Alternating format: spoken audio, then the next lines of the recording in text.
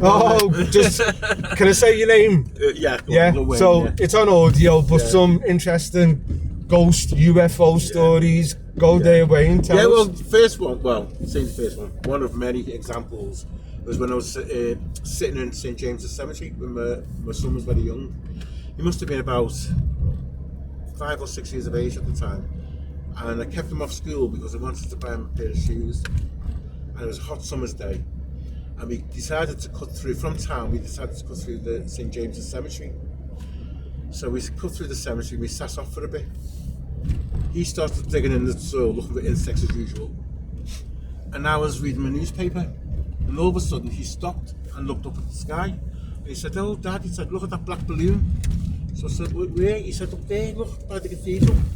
So I looked, and I thought, that's not a balloon, because the way it was moving, it was like as if you got a coin, flipped it, and the coin was tossing over on itself. But this thing was moving like that, but in slow motion. Okay. It was black all over, and the sun was behind it, and the rays of the sun were hitting the edges of the object.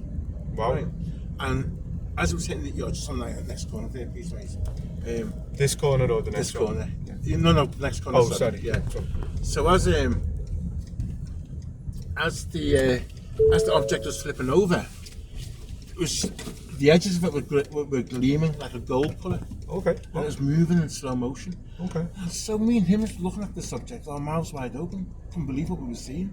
It was moving very, very slowly, and it went towards the cathedral. It went behind the cathedral, and then it went in front of the cathedral. And all the while, it was flipping over and over, like you toss a coin in the air. You know? And I watched it for a full 10 minutes before I lost it in the glare of the sun. Wow. Interesting, fascinating. Yeah, I'll pause. Cool. I'll pause it and wait for the next story. Okay. I'm gonna get me bag, mate. Yeah, go on, Sam. So Wayne's back. Just told us a UFO story. Now he believes in ghosts. Why? I've always believed for years and years. Been a big believer in spirits and that. Have you seen anything though? Yeah. In what way? Experienced them. Well, the most haunted house I lived in was in Turnhill Road in Exactly. Okay. When I was married, and a lot of stuff happened there. One particular experience was when the Liverpool show. Remember when the Liverpool show used to be on? No, the Liverpool show. It was called the Liverpool show, yeah. Okay. And it's like an event of like fun fairs and all that, right? Okay. I had my stepson with me at the time, and we decided to buy him a helium balloon. Okay. Right. Got home, and he walked into the living room and left over his helium balloon that went up into the air. You know the way they just stay static in the air, these helium balloons, right? So me, the wife, and the kids sat watching television one night, and this helium balloon, which had been stuck up on the ceiling for a good few days now by then, decided to take on a mind of its own, and it started to descend from the ceiling, right, and it floated out of the living room into the hallway and floated up the stairs and down the corridor.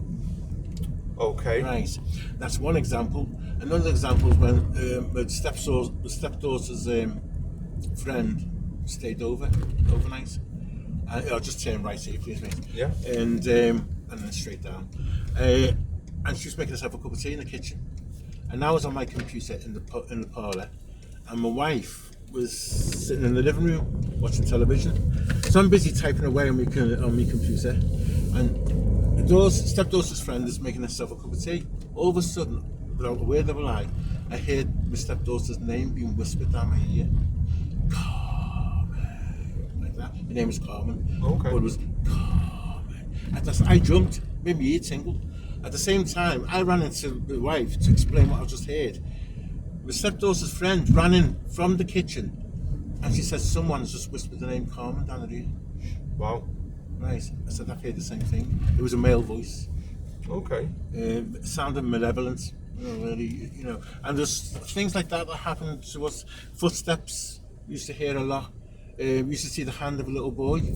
Here, actually in Upper Warwick Street, where we used to live, a hand of a little boy would wave at us as he'd run past them down the hallway. Okay. All sorts of things happen,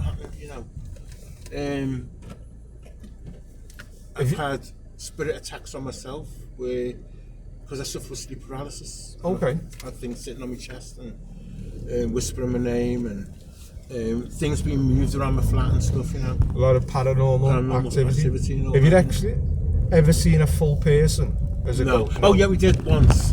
Just by this caveat, yeah, once in Princess Park when I was Okay. with my son. And what was that? I was coming home from my mum's, and we used to live in Necklace then, so we used to go through Princess Park this one evening, and I happened to look up as I walked through the park, and I noticed this man dressed in a white shirt, a short sleeve shirt, wearing a pair of jeans, black shoes, and he had an Alsatian dog, and the dog was sat down and was looking straight at me and my son, and he was standing by one of the trees in Princess Park. Okay. So I said nothing to my dad. I thought, I'm seeing things here.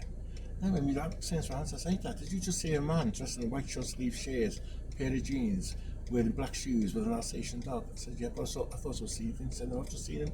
As we got closer to the fire, he just disappeared and faded away. Wow. Well, thank you for sharing them ghost stories and UFO stories. Interesting. How much, mate? £11, yeah, cash or card. Anything you want to say before I bring it to the close? Not I couldn't think of it. But thank you for No agreeing. problem, mate. Thank Okay. you.